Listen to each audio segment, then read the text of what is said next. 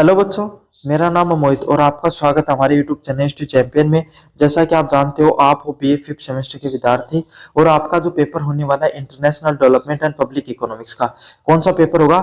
International development and public economics का paper होगा। उससे संबंधित जितने महत्वपूर्ण प्रश्न होने वाले हैं सारे के सारे आपको करवाने वाला हूँ। बस आपको क्या करना है, वीडियो को पूरा देखना है। Unit first, second, third, fourth तीनों यूनिट का रिविजन होगा। पहले अपन यूनिट फर्स्ट का रिविजन करने वाले हैं। अगर अपन इसमें बात करें, आपके सामने सभी बच्चों से रिक्वेस्ट है कि चैनल को जोर से सब्सक्राइब कर लेना। अपन ने 30,000 सब्सक्राइबर का टारगेट ले रखा है। कितने सब्सक्राइबर का? 30,000 सब्सक्राइबर का। साथ के साथ अगर आप चैनल को सब्सक्राइब करोगे तो आपको इसका फायदा ये मिलेगा कि एग्जाम से पहले मैं एक स्पेशल क्लास डालता हूं और उस क्लास का आपको नोटिफिकेशन मिल जाएगा। साथ के साथ कोने में जो व्यू प्रोडक्ट वाला ऑप्शन है, इस पे क्लिक करते हो तब आपको फ्लिपकार्ट या मित्रा से कोई प्रोडक्ट खरीदना चाहते हो, सबसे ज्यादा डिस्काउंट आपको देखने को मिलेगा, तो जरूर से खरीद लेना। और अगर जो ये पीडीएफ आपको पढ़ा रहा हूं, अगर ये पीडीएफ फ्री में प्राप्त करना चाहते हो, कुछ नहीं करना, डिस्क्रिप्शन में दिए गए टेलीग्राम के लिंक पर क्लिक करना आपको। जैसे डिस्क्रिप्शन में दिए गए टेलीग्राम के लिंक पर क्लिक करोगे, आप इस प्रकार के हमारे टेलीग्राम चैनल पे पहुंच जाओगे। उस पर पहुंचने के बाद में आपको सिंपल की तरफ इंस्टीट्यूट चैंपियन यहाँ पर लिखा हो, यहाँ पर क्लिक करना है। यहाँ पर क्लिक करने के बाद में आपको जो यहाँ पर फाइल वाला सेक्शन है, कौन सा सेक्शन है? फाइल वाला सेक्शन है, यहाँ पर क्लिक करना है और इसके बाद में कोने में सर्च करना है आपको क्या? इकोनॉमिक्स। जैसे इकोनॉमिक्स सर्च करोगे, यहाँ पर इकोनॉमिक्स बीए फिफ्थ सेमेस्टर के नाम से पीडीएफ देखने को मिल जाएगी। यहाँ पर इस पर क्लिक कर लेना और ये वाली पीडीएफ पढ़ लेना। इसमें Hindi medium, English medium, very short type question सब कुछ डाल रखा है। बस आपको तो पढ़ने की देर है। चलिए शुरू करते हैं अंतरराष्ट्रीय व्यापार, इंटरनेशनल ट्रेड पर प्रश्न। चलिए अब अपन बात करते हैं आपके सामने यूनिट नंबर फर्स्ट का जो अंतरराष्ट्रीय व्यापार से संबंधित प्रश्न है उसके बारे में। रिकार्डो के तुलनात्मक लाभ के सिद्धांत के बारे में थ्योरी ऑफ कंपैरेटिव एडवांटेज की व्याख्या कीजिए। क्या करना आपको? रिकार्डो का जो तुलनात्मक लाभ का सिद्धांत है, थ्योरी ऑफ कंपैरेटिव एडवांटेज, उसके बारे में बताना है। डेविड रिकार्डो का तुलनात्मक लाभ का सिद्धांत 1817 में बताता है कि राष्ट्र को उन वस्तुओं के उत्पादन और निर्यात में विशेषज्ञता हासिल करनी चाहिए जिनमें उनकी उत्पादन लागत निरपेक्षित रूप से कम हो या अन्य देशों की तुलनात्मक रूप से कम हो। मतलब रिकार्डो ने तुलनात्मक लाभ, मतलब दूसरों देशों से आप तुलनात्मक रूप से ज्यादा लाभ कैसे कमाओगे, इसके ऊपर उन्होंने एक सिद्धांत दिया। उसी का नाम भी यही रखा गया, तुलनात्मक लाभ का सिद्धांत। किसका सिद्धांत? तुलनात्मक लाभ का सिद्धांत, जो कब आपके सामने देखने को मिलता है? 1817 में। कब देखने को मिलता है? 1817 में आपके सामने तुलनात्मक लाभ का सिद्धांत है वो देखने को मिलता है। ये सिद्धांत आपके सामने बताता है, डेविस रिकार्डो का तुलनात्मक सिद्धांत 1817 बताता है कि राष्ट्र को उन वस्तुओं के उत्पादन और निर्यात पर विशेषज्ञता हासिल करनी चाहिए जिसमें उत्पादन लागत निरपेक्ष रूप से कम हो या न हो, लेकिन अन्य देशों की तुलनात्मक रूप से सापेक्षित कम हो। मतलब कि उस देश को ना, कोई भी देश है, उसको वो आपके सामने वस्तु ज्यादा से ज्यादा उत्पादित करनी चाहिए जिसकी आपके सामने वो उत्पादन लागत है वो अन्य देशों की तुलनात्मक रूप से आपके सामने कम होनी चाहिए। जैसे भारत में अगर सूती वस्त्र का निर्माण किया जाए तो भारत का जो सूती वस्त्र है वो अन्य देशों की तुलना में तुलनात्मक रूप से कम पैसों में बन जाए। क्यों? क्योंकि भारत में जो कपास है ना, भारत का जो कपास है, जो उसका सूती वस्त्र के लिए जो कच्चा माल है, वो भारत में सबसे ज्यादा उपलब्ध है। क्या है? भारत में उसका जो कच्चा माल है वो सबसे ज्यादा सस्ते दामों में मिल जाता है। क्या मिल जाता है? सबसे ज्यादा सस्ते दामों में मिल जाता है। इसलिए आप क्या कर सकते हो? आराम से उसका उत्पादन कर सकते हो। जिसका अर्थ है कि यदि एक देश उन वस्तुओं का उत्पादन करे जिनमें वह दूसरों देशों की तुलना में कम कौशल होते हुए भी कम असक्षम है, मतलब वो क्या कर सकता है? वो देश क्या कर सकता है भाई आपके सामने? जिसका अर्थ यही है कि एक देश उन वस्तुओं का उत्पादन करे जिससे वह दूसरे देशों की तुलना में कम कुशल होते हुए भी कम असक्षम है। मतलब इस प्रकार की वस्तुओं का उत्पादन करे जिससे क्या है, आपके सामने वह दूसरों देशों से कम कुशल होते हुए भी कम असक्षम है। मतलब हो सकता है कि उसके पास उतनी अच्छी रिफाइनरी नहीं हो, उतने अच्छे कुशल कारीगर नहीं हो, लेकिन उत्पादन लागत की वजह से उसका जो कच्चा माल या और कोई अन्य कारणों की वजह से उसका उत्पादन लागत है वो थोड़ा कम पड़ता है। समझ में आ गया? तो इस प्रकार के जो वस्तुएं होती है उस पर आपके सामने उसको क्या उत्पादन करने पर ध्यान देना चाहिए। उदाहरण के लिए मान लीजिए अगर भारत कपड़े और शराब दोनों का उत्पादन अमेरिका से कम कुशल है, मतलब अगर अपन उदाहरण की बात करें तो चाहे कपड़ा हो और चाहे शराब हो, दोनों का ही उत्पादन करे तो भारत क्या है, दोनों के उत्पादन में कम कुशल है। क्या है, भारत उतना ज्यादा कुशल नहीं है, कम कुशल है। लेकिन यदि कपड़ा उत्पादन में अमेरिका की तुलना में कम अक्षमता है, जैसे भारत का एक कपड़ा बनने के 10 घंटे, एक इकाई शराब में 20 घंटे लगते हैं। क्या है, भारत चाहे कपड़ा बनाए चाहे शराब बने, अमेरिका से की तुलना में अगर बात करें तो असक्षम है। क्यों, हमारे पास उतनी अच्छी रिफाइनरी नहीं है। क्या नहीं है, उतनी अच्छी रिफाइनरी नहीं, उतनी अच्छी अपने पास मशीनरी नहीं है, रिफाइनरी बोल सकते हो, उतनी अच्छा आपको उत्पादन करने वाली चीजें नहीं है। लेकिन भारत यदि कपड़ा उत्पादन में अमेरिका की तुलना में अक्षमता है, जैसे भारत को एक इकाई कपड़ा बनाने में कितना लगेगा, 10 घंटा, और शराब बनाने में 20 घंटा लगता है, जबकि अमेरिका को कपड़ा लगाने में 5 घंटे और शराब को बनाने में 15 घंटे लगते हैं, तो भारत को कपड़े की विशेषज्ञता लेनी चाहिए और अमेरिका को शराब करने की। क्यों भाई, क्यों करना चाहिए? भारत अगर आपके सामने कपड़ा बनाने में 10 घंटा लगता है और शराब बनाने में 15 घंटे लगते हैं, 20 घंटे लगते हैं सॉरी, तो आपके सामने क्या हो गया, अमेरिका को कपड़ा बनाने में 5 घंटे लगेगा, तो इतने समय में लगभग भारत भी कपड़े बना देता है। और आपके सामने शराब है, उसको बनाने में क्या, किसको, अमेरिका को, भारत को 20 घंटे बहुत ज्यादा समय लग रहा है और अमेरिका को 15 घंटे लगते हैं। समझ में आ गया? तो भारत को कपड़ा बनाना भारत के लिए ज्यादा इजी है। क्या है, कपड़ा बनाना भारत के लिए ज्यादा इजी है और शराब बनाना किसके लिए, अमेरिका के लिए ज्यादा आसान है भारत की तुलना में। तो जो देश भैया आपके सामने जिस वस्तुओं को बनाने में ज्यादा कुशल हो, उसको बनाने पर उसको ज्यादा ध्यान देना चाहिए। दोनों देशों के व्यापार के माध्यम से लाभ होगा, क्योंकि वे उन वस्तुओं को आयात कर सकते हैं जिनके पास उच्च तुलनात्मक लागत है। मतलब दोनों ही देश को जो दोनों देश हैं, दोनों देशों के व्यापार को इस चीज से फायदा होगा।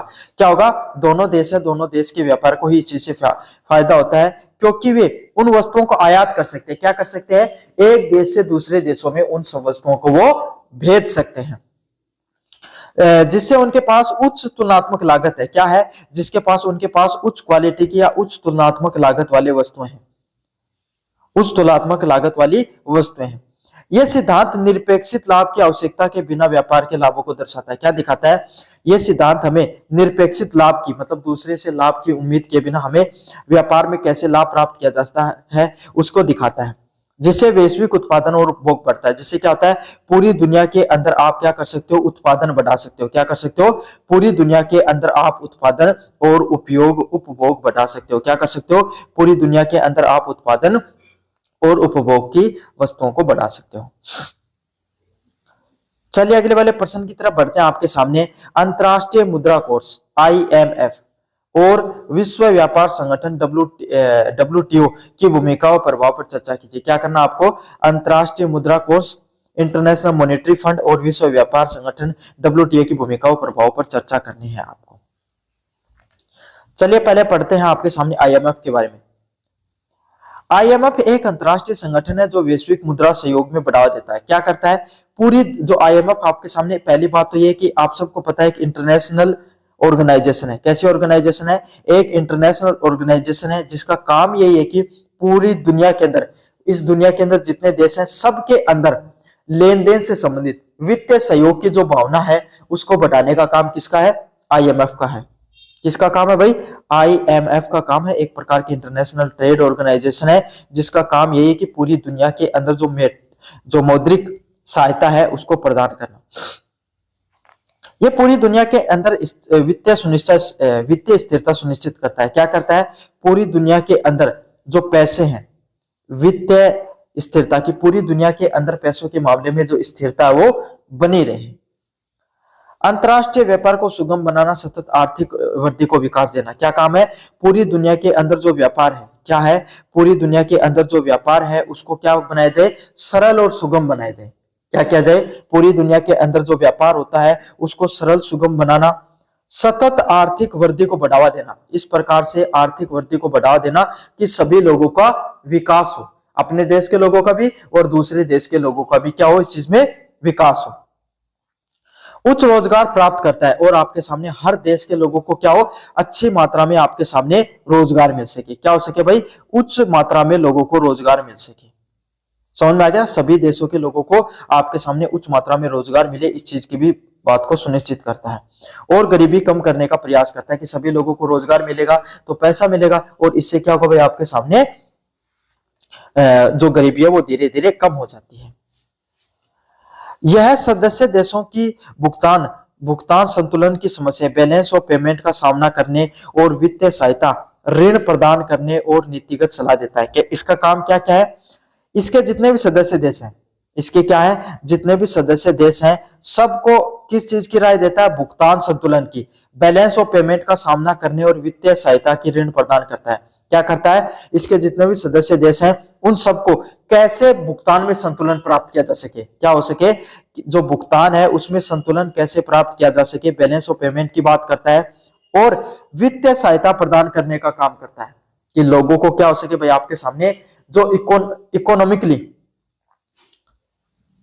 जो डेप्ट है, आपके सामने जो ऋण है वो आपके सामने मिलता रहे। जैसे पाकिस्तान है, वो आईएमएफ से आपके सामने क्या करता रहता है, लोन लेता रहता है। जिनके पास भाई, जिन देशों की जो अर्थव्यवस्था वो कमजोर है, लच्चर है, अच्छी नहीं है, जो कमजोरी की हालत में चल रही है, उन सभी देशों को क्या करता है, समय समय पर ऋण भी प्रदान करता है। क्या करता है, समय समय पर ऋण भी प्रदान करता है और नीतिगत सलाह भी देता है कि आपको अपने देश के विकास के लिए क्या करना पड़ेगा, इस प्रकार की नीतिगत सलाह देने का भी काम करता है। प्रवाह की बात करें, यह वित्तीय प्रणाली को स्थिर करने, मुद्रा संकट को रोकने और अंतरराष्ट्रीय व्यापार को एक स्थिर मौद्रिक वातावरण बनाने पर महत्वपूर्ण है। क्या करता है, पूरी दुनिया के अंदर आपके सामने जो मौद्रिक प्रणाली है, क्या प्रणाली है कि जो वित्तीय प्रणाली होती है, काफी देशों की अर्थव्यवस्था को संभालने वाले जो लोग होते हैं वो इतने ज्यादा मजबूत नहीं होते हैं, इतने ज्यादा सजग नहीं होते हैं, इतने ज्यादा ज्ञान नहीं होता उन लोगों को। तो उन लोगों को आपके सामने जो वित्तीय प्रणाली होती है, इनकी क्या होती है, वित्तीय प्रणाली होती है, उसको मजबूत बनाने के क्या किया जाता है, उस वित्तीय प्रणाली को मजबूत बनाने के लिए नीतिगत उदाहरण देने का, नीतिगत आपके सामने बातें बताई जाती हैं।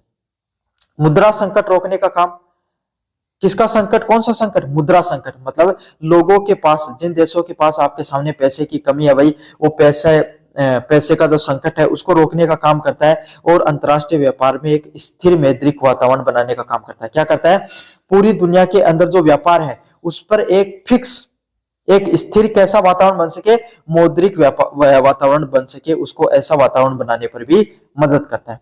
हालांकि इसकी शर्तें जैसे मितव्ययता उपाय, इसकी आलोचना भी की जाती है। काफी बार ये क्या करता है, काफी कठोर आपके सामने जो देश होते हैं उन पर सेंक्शन लगा देता है, बैन लगा देता है, जिससे क्या हो जाता है भाई आपके सामने, जिससे इसकी काफी बार आलोचना भी होती है। अगले वाला है विश्व व्यापार संगठन WTO। भूमिका की बात करें, WTO एक प्रकार का अंतरराष्ट्रीय संगठन है जो विश्व व्यापार के नियमों से संबंधित है। मतलब WTO का क्या काम है, वर्ल्ड ट्रेड ऑर्गेनाइजेशन का, ये एक प्रकार का इंटरनेशनल ऑर्गेनाइजेशन है। क्या है, एक प्रकार का इंटरनेशनल ऑर्गेनाइजेशन है जो क्या करता है, आपके सामने अंतरराष्ट्रीय व्यापार के नियमों से संबंधित, और किस चीज से संबंधित है, जितने भी जो इंटरनेशनल ट्रेड है उससे संबंधित अपने क्या करता है, नियम कायदों को चलाने का काम करता है। समझ में आ गया। तो WTO एक प्रकार का अंतरराष्ट्रीय संगठन है जो अंतरराष्ट्रीय व्यापार के जितने भी जो नियम होते हैं उससे संबंधित काम करने का काम करता है। इसका मुख्य उद्देश्य सदस्य देशों के बीच में व्यापार समझौतों को लागू करना, व्यापार वार्ताओं के बीच में मंच प्रदान करना है। इसका मुख्य कार्य क्या है, जितने भी जो सदस्य देश हैं, क्या है, जितने भी जो सदस्य देश हैं इनके बीच में व्यापार समझौता लागू करना। जितने भी जो देश होते हैं भाई सबके बीच में व्यापार के समझौता, जैसे भारत और अमेरिका के बीच में आजकल टैरिफ को लेकर टैरिफ क्या होता है, एक दूसरे देश पर जो आपके सामने टैक्स लगाया जाता है ना वस्तुओं पर, उसको लेकर आपके सामने क्या है, तनातनी चल रही है।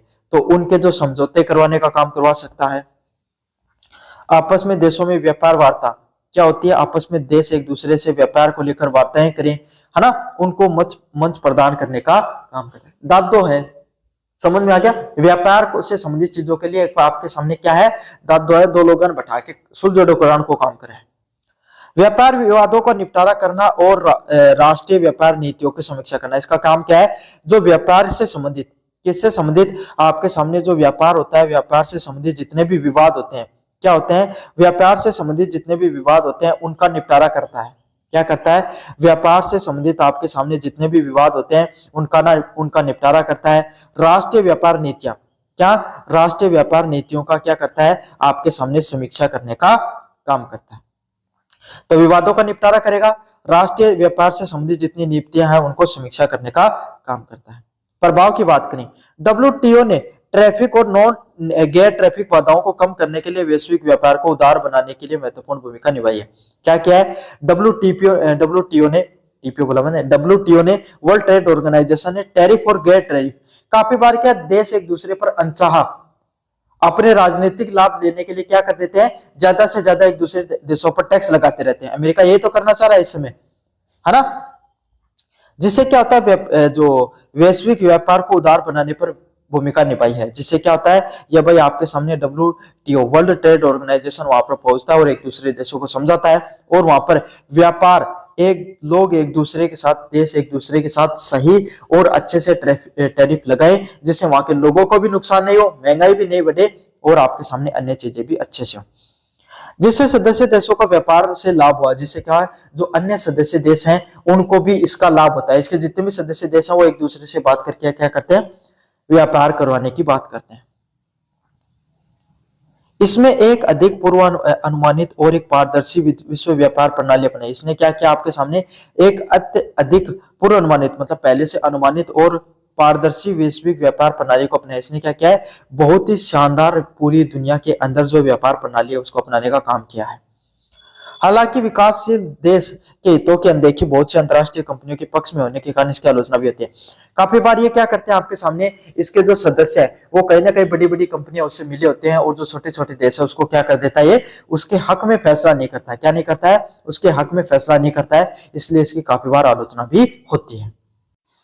चलिए भाई, अगले वाले पर्सन, अगले वाले यूनिट की तरफ अगर अपन आगे बढ़े, आर्थिक विकास में वृद्धि, इकोनॉमिक ग्रोथ एंड डेवलपमेंट में कौन सा होने वाला आपका जो paper, economic growth and development का आपके सामने यूनिट नंबर 2 होने वाले। इसकी तरफ अगर अपन आगे बढ़े, लेविस के असीमित श्रम आपूर्ति सिद्धांत, theory of unlimited supply of labour की विवेचना कीजिए। तो इसके बारे में आपको बताना है कि भाई लेविस का जो असीमित श्रम आपूर्ति जो सिद्धांत है, theory of unlimited supply of labour का कौन सा सिद्धांत है, थ्योरी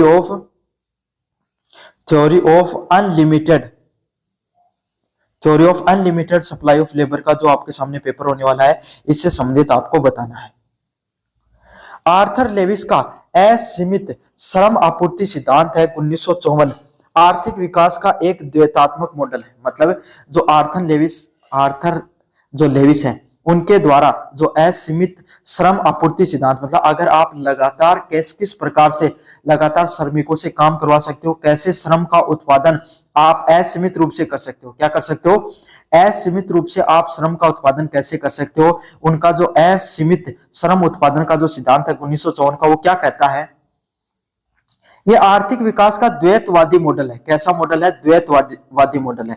द्वैतवादी मॉडल क्या होता है भाई, आपके सामने जो विकासशील देशों की अर्थव्यवस्था को देखने को काम करता है। क्या करता है, जितने भी विकासशील देश हैं, समझ में आ गया, जितने भी जो विकासशील देश हैं उनके आपके सामने क्या करता है, उन सभी देशों के आपके अर्थव्यवस्थाओं को देखता है। क्या करता है, उन सभी देशों की अर्थव्यवस्थाएं हैं, क्या है, अर्थव्यवस्थाओं को आपके सामने देखने का काम करता है। तो आर्थर लेविस का जो असीमित जो श्रम आपूर्ति का सिद्धांत है 1954 में लागू किया गया था। और जो विकासशील देश, मतलब आज के समय जैसे भारत एक प्रकार का विकासशील देश है, एशिया के जितने भी देश है सब विकासशील देश है ना, विकसित देश अमेरिका यूरोप जैसे देश है, अफ्रीका और एशिया के जो दक्षिण एशिया के जितने भी देश हैं वो सब विकासशील देश हैं। उन सब देशों में विकास कैसे हो सकता है उसके बारे में ये बात करता है। पहला पॉइंट है निर्वाह है, सस्टेंस सेक्टर। ये पारंपरिक ग्रामीण कृषि क्षेत्र होते हैं जहां श्रम प्रचुर मात्रा में होता है। मतलब निर्वाह क्षेत्र कौन से होते हैं, सब्सिस्टेंस सेक्टर कौन से होते हैं, जो ग्रामीण कृषि क्षेत्र होते हैं। क्या होता है, आपके सामने जो ग्रामीण कृषि के जो क्षेत्र होते हैं, रूरल एग्रीकल्चर सेक्टर होता है, जहां पर आपके सामने श्रम लेबर है, क्या है, जहां पर जो लेबर है आपके सामने वो क्या होती है, बहुत ज्यादा मात्रा में मिलती है, बहुत ज्यादा प्रचुर मात्रा में, क्या है, प्रचुर मात्रा में आपके सामने लेबर देखने को मिलती है। असीमित आपूर्ति होती है, मतलब वही गांव में बहुत ज्यादा लोग रहते हैं तो जितने लोग चाहिए आपके सामने उतने लोग आपके सामने रोजगार करने के लिए हर समय तैयार रहते हैं। मतलब रोजगार श्रमिकों की कोई भी कमी नहीं होती है। इसके सीमांत उत्पादकता, मार्जिनल प्रोडक्टिविटी या तो शून्य होती है या नकारात्मक। मतलब यहाँ पर क्या होता है, मार्जिनल प्रोडक्टिविटी क्या तो जीरो होगी या नेगेटिव होगी, यानी जहां मजदूरी निर्वाह स्तर पर ही होती है, मतलब जहां मजदूरी इतनी ही हो पाती है लोगों के जीवन में, इतने पैसे वो जीवन में कमा पाते हैं जिससे क्या होता है भाई आपके सामने उनका जीवन यापन चल सके। मार्जिनल प्रोडक्टिविटी क्या होती है, आपको कुल कितनी उत्पादकता हुई, मतलब आपको जीवन में कितना आगे बढ़े, तो ये आपके सामने कितनी होती है, जीरो होती है या फिर आपके सामने नेगेटिव में होती है। क्या होती है, क्या तो जीरो होगी या नेगेटिव होगी, मतलब आप उतने पैसे कमा पाते हो जितने आपके सामने आपका जीवन निर्वाह हो, क्या हो, आपका जो जीवन है वो निर्वाह हो सके, इतने ही पैसे आप जीवन में कमा पाते हो। अगले वाले सेक्टर की बात करें, पूंजीवादी क्षेत्र। कौन सा क्षेत्र है, पूंजीवादी क्षेत्र। पूंजीवादी क्षेत्र की बात करें, यह आधुनिक शहरी औद्योगिक क्षेत्र है जहां श्रम की सीमांत उत्पादकता अधिक होती है। क्या होता है आपके सामने, यह आधुनिक और शहरी औद्योगिक औद्योगिक क्षेत्र होता है। कौन सा, पूंजीवादी क्षेत्र होता है, जो कैपिटलिस्ट क्षेत्र होता है। कौन सा क्षेत्र होता है, जो कैपिटलिस्ट सेक्टर होता है ना आपके सामने, यहां पर आधुनिक और औद्योगिक क्षेत्र ज्यादा देखने को मिलते हैं, जहां के क्या होती है, सीमांत उत्पादकता अधिक होती है, मतलब यहाँ की मजदूरी लोगों के जीवन यापन करने से ज्यादा होती है। मतलब जहां पर उद्योग लगे होंगे वहां होते हैं, वहां पर लोगों को कितना मिलता है भाई, मजदूरी करने के लिए ज्यादा पैसे मिलते हैं। समझ में आ गया। वही काम अगर कृषि में कर रहे हो, भाई आप खुद किसान के बच्चे होंगे लगभग आपको देखने वाले, आपको पता है खेती में कितने पैसे बचते हैं। वहीं अगर आप बाहर कोई भी उद्योग में काम करने जाते हो तो आप उससे ज्यादा पैसे कमाते हो। तो यहाँ पर मार्जिनल जो प्रोडक्टिविटी है वो क्या रहती है आपके सामने, हमेशा पॉजिटिव में रहती है। जो मार्जिनल प्रोडक्टिविटी है वो हमेशा क्या रहती है भाई, पॉजिटिव में रहती है। अगले वाला पॉइंट है विकास प्रक्रिया। कौन सा प्रश्न है, विकास प्रक्रिया का प्रश्न है भाई।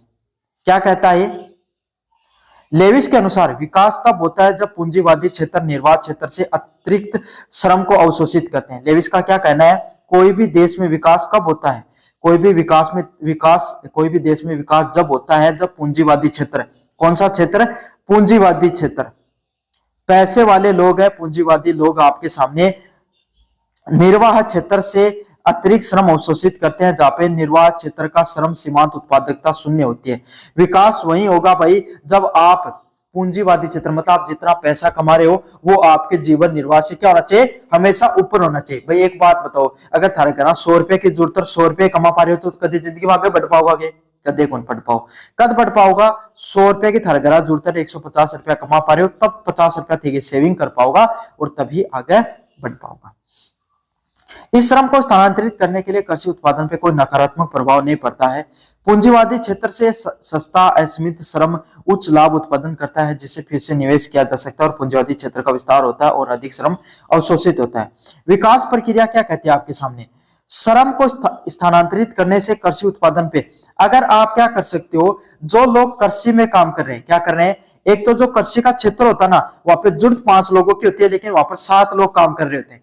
घर पे किसी एक व्यक्ति के पास 100 बीघा जमीन है, वहां पर उस 100 बीघा जमीन पे 10 लोग काम कर सकते हैं और परिवार में 15 लोग हैं, तो 10 लोग काम करेंगे तो भी उतना ही पैसे कमाएंगे, 15 लोग काम करेंगे तो भी उतना ही पैसा कमाएंगे। तो इसके लिए आप क्या कर सकते हो, जो एक्स्ट्रा 5 लोग है ना इनको आप औद्योगिक क्षेत्र में भेज दो। कहां भेज दो, औद्योगिक क्षेत्र में भेज दो, जिससे क्या होगा भाई आपके सामने आपके कृषि उत्पादन पर भी कोई प्रभाव नहीं पड़ेगा। समझ में आ गया। जो एक्स्ट्रा लोग हैं उनको आप क्या कर सकते हो, कोई औद्योगिक क्षेत्र में भेज दो, जिससे कृषि उत्पादन पे भी कोई नकारात्मक प्रभाव नहीं पड़ेगा और आपके सामने क्या होगा, जो उन लोगों का भी फायदा हो जाएगा। साथ के साथ जो औद्योगिक क्षेत्र होता है वहां पर उनको सस्ता श्रम मिल जाएगा, आपके सामने ज्यादा से ज्यादा जो काम करने वाले लोग हैं वो मिल जाएगा, जिससे क्या होगा भाई आपके सामने जो पूंजीवादी क्षेत्र है, जो आपके सामने उद्योग धंधे हैं, क्या है, उद्योग धंधे हैं, उनका विस्तार होता है। क्या होता है, उद्योग धंधों का विस्तार होता है इस चीज से। अगले वाला पॉइंट है समाप्ति बिंदु।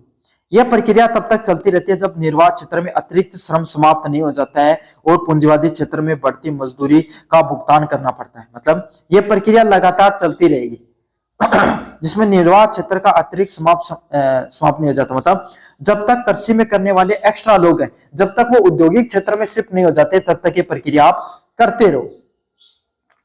और पूंजीवादी क्षेत्र को बढ़ती मजदूरी का भुगतान करना पड़ता है, और पूंजीवादी क्षेत्र उसमें क्या है, वो आपके सामने उनको मजदूरी देनी पड़ती है। ये सिद्धांत विकासशील देशों के औद्योगिकरण व शहरीकरण प्रक्रिया को समझने में सहायक होता है। मतलब कैसे जो विकासशील देश हैं वो आपके सामने और ज्यादा उद्योगों को उत्पन्न कर सकते हैं और ज्यादा पैसे कमा सकते हैं।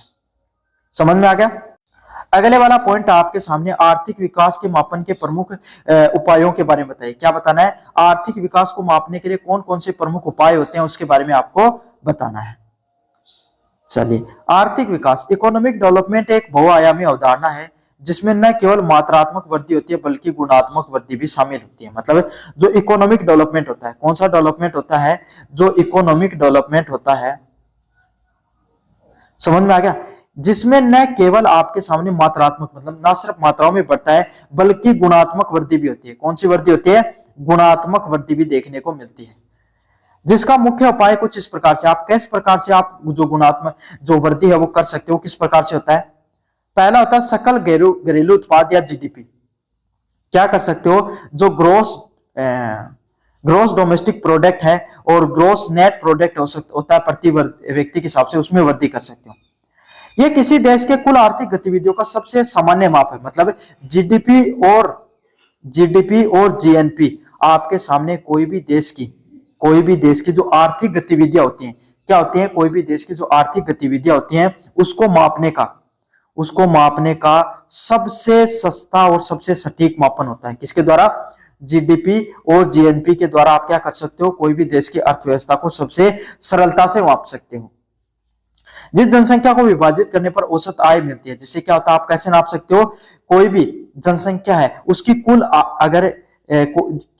जिसे जनसंख्या से विभाजित करने पर कुल आय मिलती है प्रति व्यक्ति, जीडीपी जीएनपी आर्थिक वृद्धि का सूचक है। मतलब कुल लोग कितना पैसा कमा रहे हैं अपॉन में कुल जनसंख्या, इससे क्या होगा, प्रति व्यक्ति आपके सामने कितने आय कमा रहा है, प्रति व्यक्ति आय कितनी है उसके बारे में पता चलता है, प्रति व्यक्ति जीडीपी के बारे में पता चलता है। अगर प्रति व्यक्ति जीडीपी और जीएनपी अगर बढ़ रहा है तो इससे क्या हो रहा है, देश की आर्थिक विकास हो रहा है। लेकिन इसके बहुत से क्या है, कमियां भी हैं। अब भाई भारत की जीडीपी तो लगातार बढ़ रही है प्रति व्यक्ति, लेकिन फायदा क्या हुआ, क्यों, वो पूंजीवादियों लोगों की आय लगातार बढ़ रही है, गरीब लोग तो महंगाई की मार से अभी भी परेशान। समझ में आ गया, उनके तो जेब में पैसा नहीं है लेकिन जीडीपी जीएनपी तो बढ़ रही है। क्यों बढ़ रही है, क्योंकि पूंजीवादी लोगों की आय बढ़ रही है। तो ये इसका क्या है, कुछ नुकसान भी बताए जाते हैं। क्या बताए जाते हैं, कुछ नुकसान भी होते हैं इसके, इस मापन के। मानव विकास सूचकांक, ह्यूमन डेवलपमेंट इंडेक्स, यूएनडीपी द्वारा विकसित ये एक समग्र माप होता है जिसके 3 आयाम होते हैं। मतलब जो आपके सामने एचडीआई होता है, ह्यूमन डेवलपमेंट इंडेक्स होता है, ये एक प्रकार का समग्र माप है। कैसा, एक कंप्लीट आपके सामने जो आपको जो चीजों को नापने का एक पूरा का पूरा माप होता है। इसमें 3 चीजें होती हैं। पहली होती है जीवन प्रत्याशा। क्या होती है, जीवन प्रत्याशा क्या होती है, लाइफ एक्सपेक्टेंसी। स्वास्थ्य का संकेतक क्या करता है, आपके सामने जीवन प्रत्याशा से क्या पता चलता है, ये स्वास्थ्य का संकेतक होता है। किसके बारे में बताता है, स्वास्थ्य के बारे में बताने का काम करता है। किसके बारे में बताने का काम करता है, स्वास्थ्य के बारे में बताने का काम करता है कि कोई भी व्यक्ति है उसका स्वास्थ्य कैसा है उसके बारे में बताता है। वहां के लोग हैं वो कैसा जीवन जीते हैं, उनकी आपके सामने मृत्यु दर कितनी है, जीवन के जीने की दर कितनी है, उसके बारे में क्या बताता है, जीवन प्रत्याशा बताता है। अगले वाला क्या है, ये ह्यूमन डेवलपमेंट इंडेक्स है ना, वो कौन किन किन चीजों पर निर्भर करता है, इससे संबंधित है भाई। शिक्षा का स्तर, स्कूल एजुकेशन, साक्षरता दर व स्कूली शिक्षा का औसत वर्ष। मतलब कितने लोग पढ़े लिखे हैं और कितने लोग औसतन आपके सामने स्कूल में शिक्षा प्राप्त करने के लिए जाते हैं। ये अगला मापन होता है भाई ह्यूमन डेवलपमेंट इंडेक्स के अंदर। पहला क्या करते हैं, जीवन प्रत्याशा, लोगों का जीवन कैसा है, स्वास्थ्य से संबंधित कितनी सेवाएं मिलती हैं, लोगों का जीवन कितना बढ़िया उसके बारे में मापता है। शिक्षा का स्तर कैसा है इसके बारे में मापता है। अगले वाला स्तर इसका मापने का होता है पर कैपिटा इनकम। क्या होता है, पर कैपिटा इनकम, प्रति व्यक्ति आय। जीवन स्तर का संकेतक क्रय शक्ति की समानता पर आधारित होती है। HDI human development index GDP की तुलना में विकास का अधिक समग्र तुलना प्रदान करता है। जो ह्यूमन डेवलपमेंट इंडेक्स होता है ना, वो ये जीडीपी से ज्यादा क्या करता है, आपके सामने जो विकास हो रहा है या नहीं हो रहा है उसके बारे में उसकी समग्र, उसकी कंप्लीट आपके सामने क्या करता है, तस्वीर पेश करता है। क्या करता है, कंप्लीट तस्वीर पेश करने का काम करता है। कौन, एचडीआई ह्यूमन डेवलपमेंट इंडेक्स। अगले वाला पॉइंट है भौतिक जीवन गुणवत्ता सूचकांक, physical quality of life index, PQLI। क्या PQLI क्या होता है? PQLI इसमें शिशु मृत्यु दर, जीवन प्रत्याशा और वयस्क साक्षरता दर शामिल होती है। किसमें? इसमें क्या होता है, कोई भी बच्चा है उसके अगर 100 बच्चे जन्म ले रहे हैं तो कितने बच्चों की मृत्यु हो जाती है, जीवन प्रत्याशा लोगों के जीवन जीने की कितनी दर है, और कितने लोगों की यहाँ पर साक्षरता दर देखने को मिलती है, कितनी प्रतिशत साक्षरता दर है, ये सब किसमें मापी जाती है? आपके सामने भौतिक जीवन गुणवत्ता सूचकांक में। किसमें? Physical quality life index PQLI के अंदर नापी जाती है। अगले वाला पॉइंट है प्रति व्यक्ति वास्तविक आय, मुद्रास्फीति को समयोजित करने के लिए प्रति व्यक्ति आय देखी जाती है। क्या देखी जाती है? जो महंगाई होती है, क्या होती है? महंगाई होती है आपके सामने, उसको समायोजित करने के लिए प्रति व्यक्ति आय देखी जाती है कि भाई आपके सामने जो प्रति व्यक्ति कितना पैसा लगा रहा है और कितना पैसा उसको बाहर की वस्तुएं खरीदने में खर्च हो रहा है, उसको प्रति व्यक्ति वास्तविक आय के नाम से जाना जाता है। या कितना टैक्स देना पड़ रहा है, या ऐसे भी समझ सकते हो भाई आप 100 रुपए आज से 10 साल पहले कमा रहे थे, तो उससे आज के समय अगर आप आज के समय भी 100 रुपए कमा पा रहे हो, तो पहले 100 रुपए की आपके सामने 5 वस्तुएं आती थी, वही 100 रुपए की आज के समय 3 वस्तुएं आती है। तो महंगाई की वजह से आपकी आय घट गई। अब उसकी 10 साल के पहले के हिसाब से अब आपकी वास्तविक आय कितनी है? 75 रुपए। मतलब 10 रुपए आज 100 रुपए कमा रहे हो और उस समय 75 रुपए कमा रहे थे, बराबर है उनकी वैल्यू। अन्य सामाजिक संकेतक, शिशु मृत्यु दर, मातृत्व मृत्यु दर और साक्षरता दर व लैंगिक समानता, स्वच्छता, पेयजल तक पहुंच, गरीबी अनुपात आदि ये सब उपाय क्या है? किसी देश की आर्थिक विकास की तस्वीर प्रस्तुत करते हैं। अलग अलग प्रकार के सूचकांक होते हैं, जैसे शिशु मृत्यु दर, कितने बच्चों की मृत्यु हो रही है। मातृत्व मृत्यु दर, कोई भी माँ है उसकी कितनी माताओं की मृत्यु हो जाती है, कोई भी बच्चे का जब जन्म होता है तब। साक्षरता दर क्या है, और लैंगिक असमानता, जैसे आपके सामने अनेक सूचकांकों का प्रयोग किया जाता है। समझ में आ गया? ये सभी के सभी सूचकांक क्या करते हैं? कोई भी अन्य देशों की गरीबी और अमीरी की जो आपके सामने सूचकांक होता है उसके बारे में बताने का काम करते हैं, उनकी इकोनॉमिक डेवलपमेंट के बारे में बताते हैं सब सूचकांक। चलिए यूनिट नंबर 3 की बात करें, जहां पे सार्वजनिक वित्त के बारे में पढ़ेंगे। किसके बारे में? सार्वजनिक वित्त के बारे में अपन पढ़ने वाले हैं। क्या होता है सार्वजनिक वित्त? सार्वजनिक वित्त की प्रकृति, क्षेत्र व महत्व की व्याख्या कीजिए। किसके बारे में बताना है? सार्वजनिक वित्त क्या होता है, उसकी प्रकृति कैसी होती है, उसका क्षेत्र क्या होता है, उसके महत्व के बारे में आपको बताना है। पहले वाला पॉइंट है सार्वजनिक वित्त की प्रकृति। सार्वजनिक वित्त अर्थव्यवस्था की वो शाखा है जो सरकार की आय, व्यय, राजस्व, व्यय, ऋण और का अध्ययन से संबंधित होता है। मतलब सार्वजनिक वित्त क्या होता है? सार्वजनिक वित्त जो अर्थशास्त्र है, क्या है? जो आपका अर्थशास्त्र है, क्या है? आपका अर्थशास्त्र की वह शाखा होती है जिसमें सरकार कितना पैसा, कितना आय और कितना खर्चा कर रही है। सरकार टैक्स के माध्यम से, अन्य प्रकार के आपके सामने है जो राजस्व को इकट्ठा करने के तरीके हैं, उसके माध्यम से कितना टैक्स को इकट्ठा कर पा रही है, कितना पैसे कमा पा रही है और कितना पैसा वो खर्च कर रही है, और कितना पैसा ऋण के रूप में उसको ऋण के ब्याज के रूप में चुकाना पड़ता है। इन सब चीजों का अध्ययन अपन करते हैं। पहला पॉइंट है वर्णनात्मक, डिस्क्रिप्टिव। यह सरकारी वित्तीय गतिविधियों का वर्णन करता है। वर्णनात्मक क्या होता है? जो अलग अलग प्रकार की जो सरकारी वित्तीय गतिविधियां होती हैं, समझ में आ गए? जो अलग अलग प्रकार की जो सरकारी वित्त से संबंधित वित्तीय गतिविधियां होती हैं, पैसे से संबंधित गतिविधियां होती है, उसके बारे में बताने का काम करती है। विश्लेषणात्मक, एनालिटिक्स क्या होती है? ये इन गतिविधियों के कारण, प्रभाव और दक्षताओं का विश्लेषण करती है। क्या करती है? विश्लेषणात्मकता क्या होती है?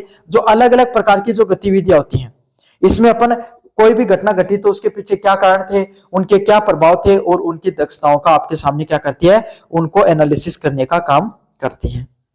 मानदंड की बात करें, सुझाव देता है सरकार कैसे व्यवहार करना चाहिए ताकि सामाजिक कल्याण हो सके।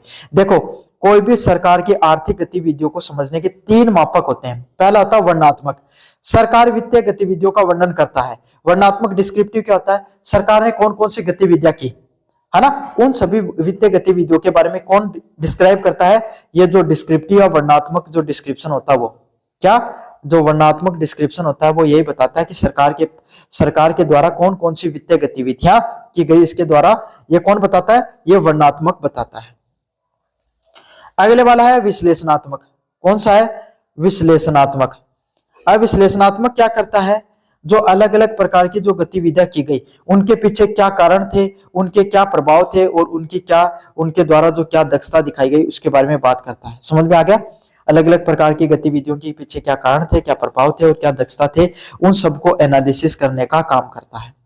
मापदंड क्या करता है, ये बताता है कि सरकार जो व्यवहार कर रही है ना वो अच्छा कर रही है बुरा कर रही है, उसको और अच्छा या बुरा और अच्छा कैसे किया जाता है इसके बारे में किसमें बात की जाती है, मानदंडीय में। किसमें? मानदंडीय में इसके बारे में बात की जाती है। सरकार को सुझाव देने का काम करता है कि सरकार को कैसे व्यवहार करना चाहिए ताकि सामाजिक कल्याण है वो ज्यादा से ज्यादा हो सके। क्षेत्र की बात करें, सार्वजनिक वित्त का क्षेत्र व्यापक होता है। जो सार्वजनिक वित्त होता है, सार्वजनिक पैसे का जो क्षेत्र होता है वो उसका क्षेत्र बहुत ही बड़ा लंबा चौड़ा होता है। पहला पॉइंट है सार्वजनिक राजस्व, पब्लिक रेवेन्यू। पब्लिक रेवेन्यू किसकी बात करता है? कर, प्रत्यक्ष व अप्रत्यक्ष गैर कर राजस्व, फीस, जुर्माना व सार्वजनिक उद्योगों का लाभ होना। मतलब जो कर होता ना उसको प्रत्यक्ष या अप्रत्यक्ष कर के दो प्रकार होते हैं भाई, डायरेक्ट और इनडायरेक्ट टैक्स। डायरेक्ट टैक्स क्या होता है भाई, आपके सामने जैसे कि आपको जो आपका इनकम टैक्स हो गया, वेज टैक्स हो गया, आपका अलग अलग प्रकार के जो गिफ्ट टैक्स लिए जाते हैं, इस प्रकार के टैक्स। अप्रत्यक्ष टैक्स क्या होता है, इनडायरेक्ट टैक्स कैसे होते हैं, जैसे जीएसटी ली गई है ना, सरकार और प्रकार के सेल्स टैक्स वगैरह लेती है, वो इनडायरेक्ट टैक्स में आती है। गैर राजस्व, सरकार और कैसे पैसे कमाती है, कोई अलग अलग प्रकार की चीजों पर फीस लगाती है, सरकार आपसे जुर्माना वसूलती है, कोई सार्वजनिक उद्योगों का जितना लाभ होती है उससे जो पैसा कमाती है वो किस में आता है आपके सामने, वो किस में आता है भाई आपके सामने, जो गैर राजस्व में आता है। गैर कर राजस्व मतलब सरकार जो टैक्स के अलावा कहां कहां से अपना राजस्व इकट्ठा करती है वो गैर कर राजस्व के अंतर्गत आता है। अगले वाला पॉइंट है सार्वजनिक व्यय, पब्लिक एक्सपेंडिचर। सरकार पब्लिक एक्सपेंडिचर कहां से करती है? सरकार रक्षा, शिक्षा, स्वास्थ्य व बुनियादी ढांचे व कल्याणकारी सरकारी योजनाओं पर सरकारी खर्च करती है। मतलब सरकार जो अलग अलग प्रकार के जो क्षेत्र होते हैं, जैसे डिफेंस का क्षेत्र हो गया, कौन सा क्षेत्र हो गया, डिफेंस का क्षेत्र हो गया, एजुकेशन का क्षेत्र हो गया, किसका क्षेत्र हो गया, एजुकेशन का क्षेत्र हो गया, और इंफ्रास्ट्रक्चर हो गया। क्या हो गया? इंफ्रास्ट्रक्चर हो गया। इन प्रकार के जो अलग अलग प्रकार के जो बुनियादी ढांचे होते हैं इन पर सरकार जो खर्चा करती है, क्या करती है, इन पर जो सरकार खर्चा करती है या अलग अलग प्रकार की कल्याणकारी क्या करती है, अलग अलग प्रकार की जो कल्याणकारी योजनाएं हैं, क्या है, अलग अलग प्रकार की जो कल्याणकारी योजनाएं हैं उन पर जो सरकारी खर्च होता है वो आपके सामने किसमें कहलाता है भाई, पब्लिक एक्सपेंडिचर के नाम से जाना जाता है। किसके नाम से जाना जाता है? पब्लिक एक्सपेंडिचर के नाम से उसको जाना जाता है। तो सरकार रक्षा पर, शिक्षा पर, स्वास्थ्य व बुनियादी ढांचों पर जो कल्याणकारी खर्चा करते हैं उसी को क्या कहते हैं अपन, पब्लिक एक्सपेंडिचर के नाम से जानते हैं। किसके नाम से? पब्लिक एक्सपेंडिचर के नाम से जाना जाता है। अगले वाला खर्चा होता है पब्लिक डेप्ट। पब्लिक डेप्ट क्या होता है? सरकार द्वारा आंतरिक और बाहरी स्रोतों से लिया गया। सरकार क्या करती है, क्या तो कोई दूसरी सरकार से टैक्स लेगी है ना, या कोई राज्य सरकार होती है वो अपने ही देश की सरकार से, सेंट्रल गवर्नमेंट से जो टैक्स जो एक ऋण लिया जाता है, क्या लिया जाता है, ऋण लिया जाता है। समझ में आ गया? क्या लिया जाता है? ऋण लिया जाता है। भैया ऐसे नहीं देखते अपना पाकिस्तान का मजाक उड़ाते हैं कि भाई पाकिस्तान ने उस देश से भी टैक्स ले रखा है, इस देश से भी टैक्स ले रखा है। तो सरकारें जो अलग अलग प्रकार के जो टैक्स लेके रखती हैं, क्या तो अपनी खुद की सरकार से लेंगे या अपने दो दूसरे देशों से जो टैक्स लिया जाता है और उसको आपके सामने भुगतान करने के लिए टैक्स जो डेप्ट लेते हैं, ऋण लेते हैं, उसको ऋण चुकाएंगे तो ऋण भी चुकाना पड़ेगा और उसका कर्जा भी चुकाना पड़ता है। तो उस पर भी सरकार को क्या करना पड़ता है भाई, अपना पैसा वो खर्च करना पड़ता है। अगले वाला पॉइंट है राजकोषीय नीति, फिस्कल पॉलिसी। कौन सी policy? Fiscal policy. Fiscal policy क्या होती है? सरकार राजस्व व्यय को अर्थव्यवस्था को स्थिर करने के लिए और विकास को बढ़ावा देने के उपयोग करती है। सरकार क्या करती है? सरकार अपने सरकारी राजस्व को बढ़ाने पर जोर देती है। किसको? जो सरकारी राजस्व होती है उसको बढ़ाने के लिए और उसके व्यय जो उसका खर्चा होता है उसको उसकी जो अर्थव्यवस्था होती है उसको स्थिर करने के लिए क्या करती है, आपके सामने खर्चा करती है। मतलब सरकार सरकारी राजस्व है और उसका जो व्यय होता है उसको मेंटेन करना जरूरी है। भाई आप एक बात बताओ, आपके घर में आप जितना कमा रहे हो है ना, और जितना खर्च कर रहे हो, अगर आप दोनों को बैलेंस करके चलोगे तभी तो क्या करोगे आप, ज्यादा से ज्यादा आपका घर है वो आर्थिक प्रगति करेगा। अब आप खर्चे किए जा रहे हो और कमा रहे नहीं हो तो कोई फायदा होगा क्या, नहीं होगा। आज नहीं तो कल आप घाटे में चले जाओगे। तो यही है, सरकार को क्या करना पड़ता है भाई, जितना पैसा राजस्व कमा रही है और जितना खर्च करी है उनको स्थिर बैलेंस करना जरूरी है। क्या जरूरी है, उसको बैलेंस करना जरूरी है। चलिए अगले वाला प्रश्न है फाइनेंशियल एडमिनिस्ट्रेशन। फाइनेंशियल एडमिनिस्ट्रेशन क्या होता है, सरकारी वित्त के प्रबंधन और नियंत्रण की प्रक्रिया, मतलब सरकार है ना। अगले वाला होता है आपके सामने वित्तीय प्रशासन, फाइनेंशियल एडमिनिस्ट्रेशन, सरकारी वित्त के प्रबंधन और नियंत्रण की प्रक्रिया। सरकार को क्या करना चाहिए, उसका जो सरकारी वित्त है, सरकार कितना पैसे का लेन देन करती है, इधर उधर कितनी करती है, उसका प्रबंधन सही से करना जरूरी है। क्या करना जरूरी है, सरकार के द्वारा सरकारी पैसा कहाँ खर्च हो रहा है, उसको और सही जगह पर कैसे लागू किया जा रहा है, कहाँ गलत जगह पर खर्च तो नहीं हो रहा है, इस प्रकार की चीजों को नियंत्रण करना और उसका प्रबंधन करना बहुत ज्यादा जरूरी होता है। अब इसका क्या महत्व है भाई, आर्थिक स्थिरता, मंदी व मुद्रास्फीति को नियंत्रित करने में मदद करती है। अगर सरकार के पास अच्छी खासी मात्रा में पैसा होगा, भाई सरकार के पास अगर अपन राजकोषीय घाटा ज्यादा नहीं होगा तो क्या होगा, महंगाई को कंट्रोल किया जा सकता है। समझ में आ गया, जो आपके लोन की जो दरें होती है उनको घटाया बढ़ाया जा सकता है। कभी अगर मार्केट में मंदी चल रही है, क्या चल रही है, कभी जो अगर मार्केट होता है उसमें मंदी चल रही है तो क्या कर सकती है सरकार है, वो अपने टैक्स की जो दरें होती हैं उनको कम कर सकती है। तो इससे क्या होगा, मार्केट में आपके सामने और ज्यादा जो मंदी है वो कम होती है। संसाधनों का आवंटन, समाज में इष्टतम संसाधनों के आवंटन को सुनिश्चित करता है। क्या करता है, जो समाज होता है उसमें जो संसाधन होते हैं उनको कैसे सही से उपयोग किया जा सकता है, उसके आवंटन को सुनिश्चित करने का काम करता है। क्या करता है, उसके जो आवंटन होता है उसको बांटने का जो काम होता है उसको सही करने का काम करता है, उसके आवंटन को सही करने का काम करता है। सरकार को यह बताता है कि आपके पास इतना पैसा है, जैसे आपके पास 100 रुपए हैं तो आपको यह बताएगा कि 100 रुपए किन किन क्षेत्रों पर आप लगा सकते हो जिससे आप ज्यादा से ज्यादा क्या कर सको, अपनी और ज्यादा उत्पादकता निकाल सको। आय का पुनः वितरण, कर और व्यय नीतियों के माध्यम से आय और धन की असमानता को कम करता है। क्या करता है, टैक्स, कर और व्यय, टैक्स और एक्सपेंडिचर में आपके सामने जो एक बैलेंस लाकर क्या कर सकता है, आपके सामने आय और धन में, मतलब आप ज्यादा पैसा कमा तो रही है सरकार, लेकिन अगर उतना ही कर्जे पर खर्च कर दे रही है तो सरकार, जनता का कोई फायदा नहीं होगा और अल्टीमेटली आपकी क्या है, इकोनॉमिक क्या हो जाएगी, कोलैप्स कर जाएगी। इकोनॉमिक्स कंडीशन है वो, आर्थिक अर्थव्यवस्था वो क्या कर जाएगी भाई, कोलैप्स कर जाएगी। तो इससे बचने के लिए क्या करना चाहिए, सरकार को इस प्रकार के फैसले लेने चाहिए। आर्थिक विकास, निवेश, रोजगार और विकास को बढ़ावा देने का काम करता है। क्या करता है, आप निवेश कर रहे हो, आप अपना पैसा कहां कहां पर लगा रहे हो, समझ रहे हो, आपका इन्वेस्टमेंट, क्या आपका इन्वेस्टमेंट, आपका जो रोजगार है, समझ में आ गया, आपका जो रोजगार है, आप कहां से जो आपके सामने जो रोजगार है और जो आपका विकास है उन सबको बढ़ावा देने पर जोर देता है। किस चीज पर, कहां कहां पर आपका इन्वेस्टमेंट होना चाहिए, कहां कहां पर आपके सामने जो आपका रोजगार जो लोगों को दे रहे हो, क्या दे रहे हो, लोगों को जो रोजगार दे रहे हो और जो लोगों का जो आपके सामने विकास डेवलपमेंट है उसको बढ़ावा देने का काम करता है। समझ में आ गया, सारी की सारी चीजों को बढ़ावा देने का काम करता है। सामाजिक कल्याण, अगले वाला पॉइंट है सार्वजनिक वस्तुएं, जैसे कि रक्षा, कानूनी व्यवस्था और सामाजिक सेवाओं का प्रावधान करने का काम करता है। मतलब जो अलग अलग प्रकार की सार्वजनिक वस्तुएं हैं, जैसे रक्षा हो गई, है ना, डिफेंस हो गया, कानून हो गया, क्या हो गया, कानून हो गया, लो हो गया, लो आपके सामने लो की व्यवस्थाएं होती हैं, और सार्वजनिक सेवाएं होती हैं, पब्लिक जो सेवाएं होती हैं उसको बचाने का काम करता है। वहां पर आप अपना पैसा खर्च कर सकते हो।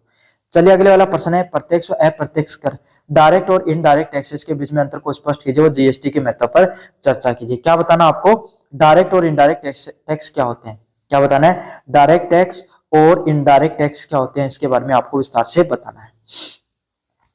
प्रत्यक्ष कर, डायरेक्ट टैक्स, अर्थ वे कर जिनका भार उस व्यक्ति पर पड़ता है जिस पर वे लगाए जाते हैं उन्हें टाला नहीं जा सकता। डायरेक्ट टैक्स क्या होते हैं भाई, डायरेक्ट टैक्स वो टैक्स होते हैं जब आप कोई भी व्यक्ति पर लगाते हो तो उसका भार सीधा उस व्यक्ति पर पड़ता है। क्या होता है, अगर आप डायरेक्ट टैक्स किसी व्यक्ति पर लगाते हो तो सीधा का सीधा भार उस व्यक्ति पर पड़ता है और वो उस व्यक्ति को टाल नहीं सकता, अपना टैक्स वो किसी और व्यक्ति से नहीं चुकवा सकता।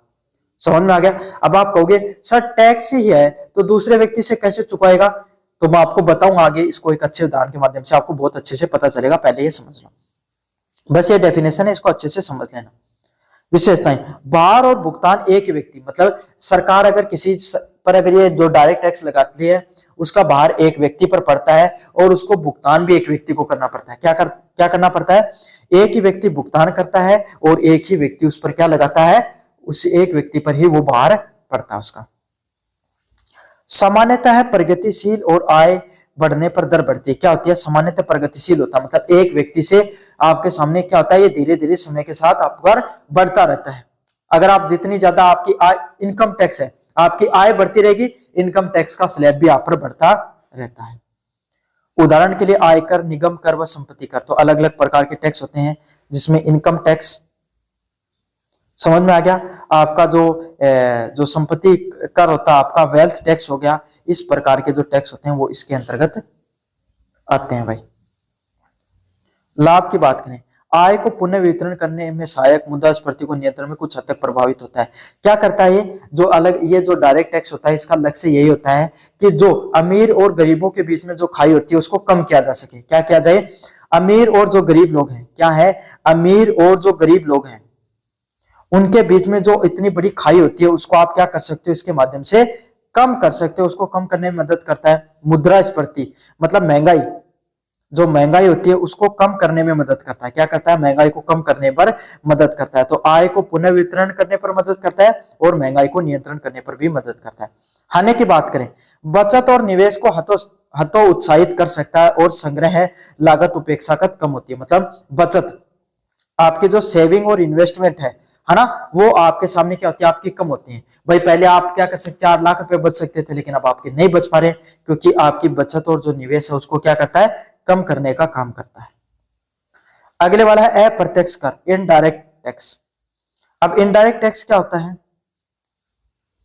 बात करें भाई इनडायरेक्ट टैक्स की। वे कर जिनका भार किसी पर टाला जा सकता है, मतलब वे टैक्स जिनका आप क्या कर सकते हो, जिनका भार, जो पैसे आप कमा रहे हो वो आप कोई और व्यक्ति पर लगा सकते हो, उसको वो उस प्रकार के टैक्सों को क्या कहा जाता है, इनडायरेक्ट टैक्स के नाम से जाना जाता है। ये अक्सर वस्तुओं और सेवाओं पर लगाए जाते हैं। तो ये अलग अलग प्रकार की जो कोई वस्तुएं होती है उन पर लगाया जा सकता है। अब टाला कैसे जा सकता है? हमेशा जीएसटी कोई भी व्यक्ति, कोई कंपनी पर लगती है, वो क्या करेगी, उस जो जीएसटी उन पर लगी वो उस वस्तु पर लगा देगी। वो जब कोई होलसेल का व्यापारी होगा उससे वो जीएसटी वसूल लेगी।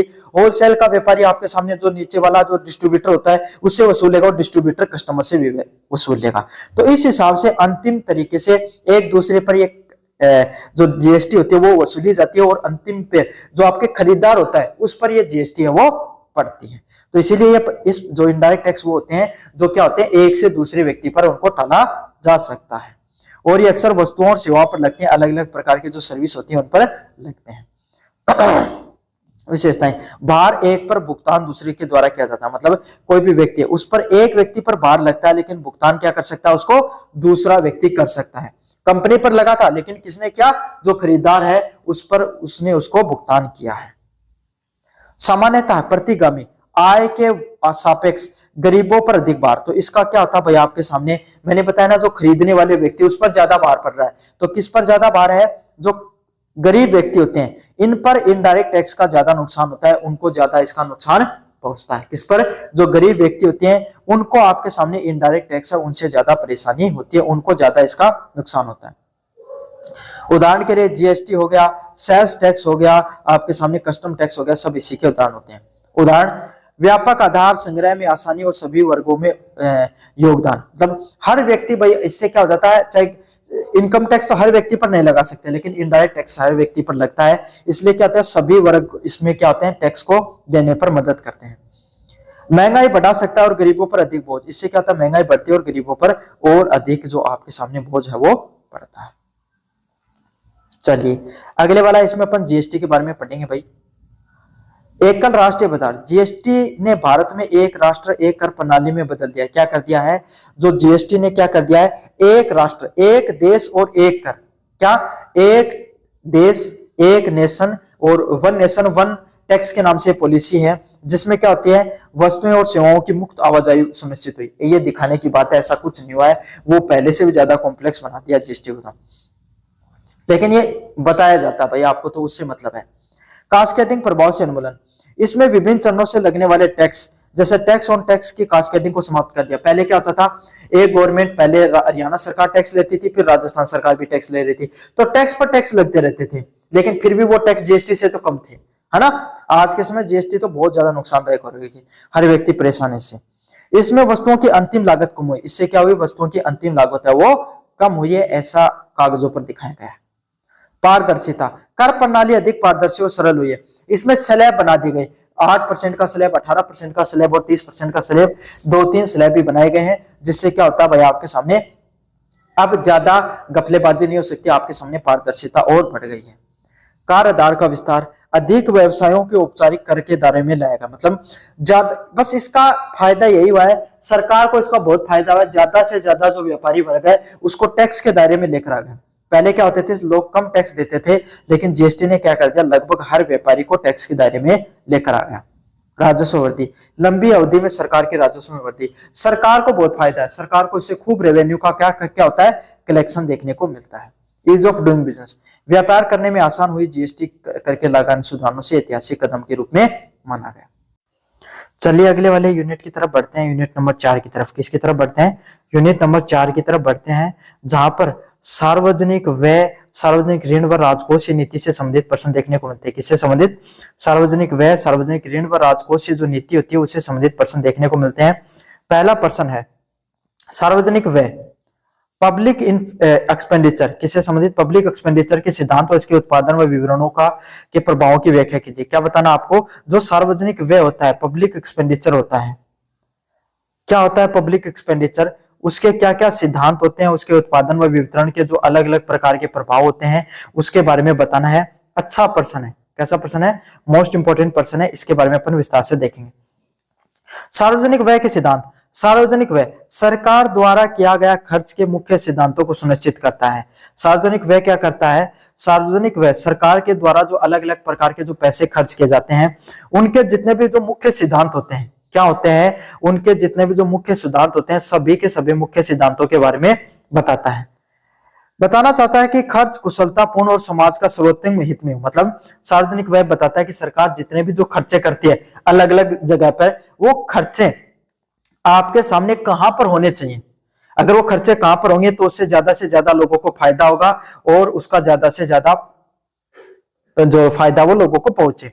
अधिकतम सामाजिक लाभ का सिद्धांत, principle of maximum social advantage, Dalton द्वारा प्रस्तावित यह सिद्धांत कहता है कि सरकार को अपने व्यय को इस तरीके से करना चाहिए कि समाज को उसका अधिकतम लाभ, सीमांत सामाजिक लाभ, सीमांत सामाजिक त्याग प्राप्त हो सके। मतलब डाल्टन ने बताया कि ये सिद्धांत डाल्टन के अनुसार ये बताता है कि सरकार अपने व्यय, अपना जो पैसा खर्च करती है उसको इस तरीके से खर्च करना चाहिए कि समाज कल्याण पे, उसका ज्यादा से ज्यादा पैसा है वो समाज कल्याण पर खर्च हो सके। किसके लिए, जो समाज होता है उसके कल्याण के लिए खर्च हो सके, जिसमें सीमांत सीमांत सामाजिक लाभ, मतलब सीधी सीधी बात है, जितना टैक्स दे रहे हो ना उतना फायदो कम से कम लोगों ने मिलना चाहिए, यही बात का सीमांत सामाजिक लाभ सीमांत सामाजिक त्याग के बराबर होता है।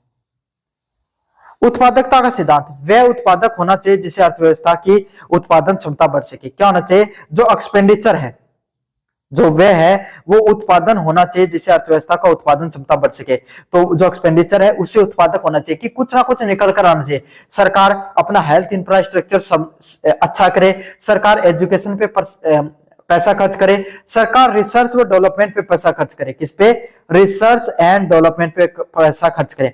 अगर सरकार रिसर्च व डेवलपमेंट पे पैसा खर्च करती है तो इससे क्या होगा, ज्यादा से ज्यादा उद्योग उत्पन्न होगा, वो उद्योग आपके सामने दूसरे देशों से आपके सामने ज्यादा से ज्यादा एफडीआई लेकर आएंगे, फॉरेन डायरेक्ट इन्वेस्टमेंट लेकर आएंगे, या फिर अपन निर्यात, जो अपना आपके सामने जो आयात निर्यात बढ़ेगा जिससे क्या होता है अपने को और ज्यादा पैसा बढ़ेगा।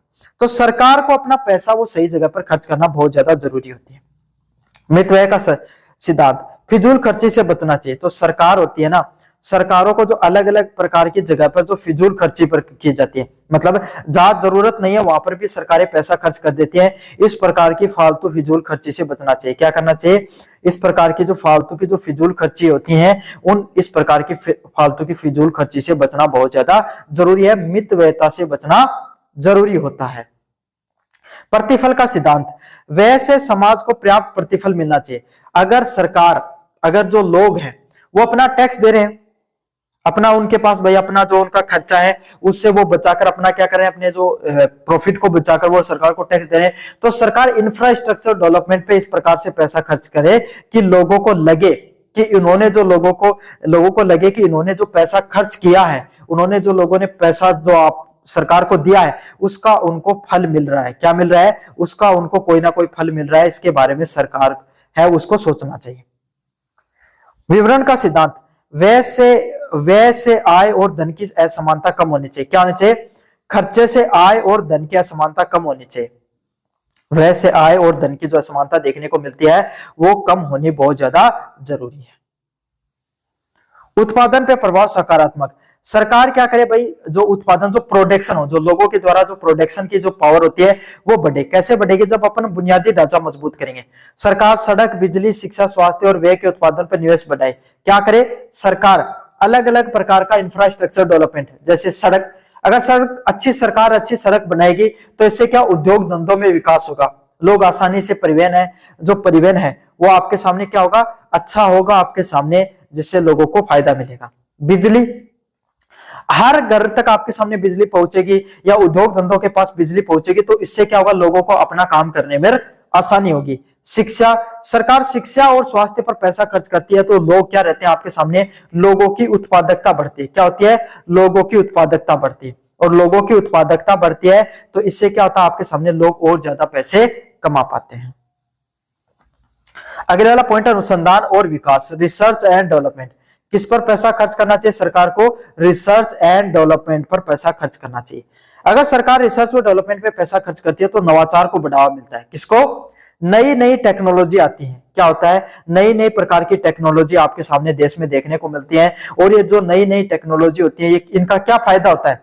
ये जो अलग अलग प्रकार का जो नवाचार बढ़ता है, जो नई नई टेक्नोलॉजी आती है, इसका क्या फायदा होता है? इस नवाचार को बढ़ने से, टेक्नोलॉजी डेवलपमेंट से क्या होता है, पूरे देश के अंदर आपके सामने जो काम करने वाले लोग हैं वो आसानी से काम कर पाते हैं। अब एक तो आपके सामने हाथ, अगर आप नॉर्मल काम करो, एआई से काम करो, जो आपको 10 घंटे जो काम करने पर लगते थे वो एआई 1 घंटे पर काम कर सकती है।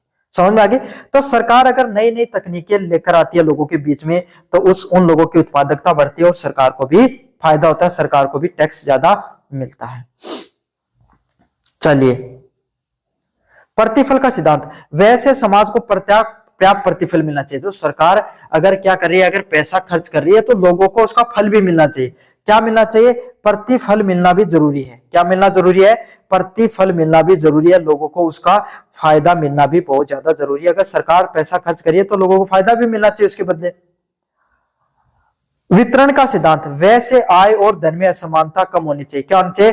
खर्च से जो लोग हैं भाई, अमीर गरीब के बीच में टैक्स इस प्रकार से लगाया जा सके कि जो अमीर व गरीब है उनके बीच में जो खाई है उसको कम किया जा सके।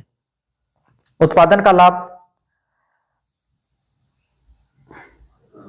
अगर सड़क आपके सामने, क्या होता है, बुनियादी ढांचा, सड़क, शिक्षा, बिजली, शिक्षा, स्वास्थ्य और व्यय और उत्पादन और निवेश बढ़ता है। क्या होता है? बुनियादी ढांचा मजबूत होता है। जहां पर सड़क, बिजली, शिक्षा और स्वास्थ्य, वे जैसे जो उत्पादन करने के साधन अगर बढ़ेंगे, किसके? सड़क, बिजली, शिक्षा, स्वास्थ्य और जो व्यय खर्चे के जो उत्पादन के साधन बढ़ते हैं, बुनियादी ढांचा मजबूत होता है तो आपका क्या होता है? रिसर्च और डेवलपमेंट बढ़ता है। क्या बढ़ता है? रिसर्च और डेवलपमेंट को बढ़ावा मिलता है, जिससे क्या होता है आपके सामने लोगों को और ज्यादा रोजगार मिलता है। क्या होता है? लोगों को ज्यादा से ज्यादा रोजगार मिलता है, और लोगों को ज्यादा से ज्यादा रोजगार मिलता है तो उसको सभी को फायदा मिलता है। नकारात्मक प्रभाव की बात करें, नकारात्मक प्रभाव क्या है? यदि खर्चा, रक्षा या सब्सिडी जैसे अनु उत्पादक क्षेत्र पे अत्यधिक हो। आजकल क्या फ्रीबीज का जमाना आ गया है, सब कुछ फ्री में दे दो लोगों को। तो अगर सरकार ज्यादा से ज्यादा अगर यहाँ पर पैसा खर्च करेगी, अगर आपके सामने लोगों के इंफ्रास्ट्रक्चर पे पैसा खर्च नहीं करेगी तो इसका फायदा लोगों को नहीं मिलेगा।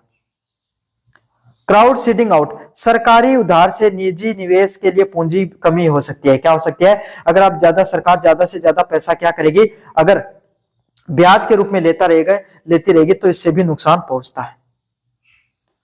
वितरण का प्रभाव सकारात्मक, पुनः वितरण, शिक्षा, स्वास्थ्य सब्सिडी व सामाजिक सुरक्षा योजनाओं पर जो व्यय होता है वो गरीबों को लाभ पहुंचाता है, जिससे आय की असमानता कम होती है।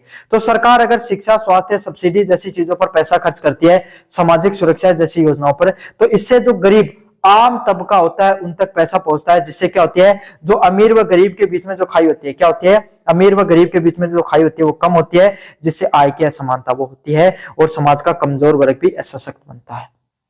नकारात्मकता, अगर यदि व्यय का विवरण अक्षमता पक्षपातपूर्ण किया जाए तो अक्षमताएं बढ़ जाती हैं और इससे लोगों को नुकसान पहुंचता है। तो बच्चों, ये था आपका जो पेपर होने वाला है international development and public economics का। कैसा लगा वीडियो जोर से बताना, चैनल को जोर से सब्सक्राइब कर देना। धन्यवाद।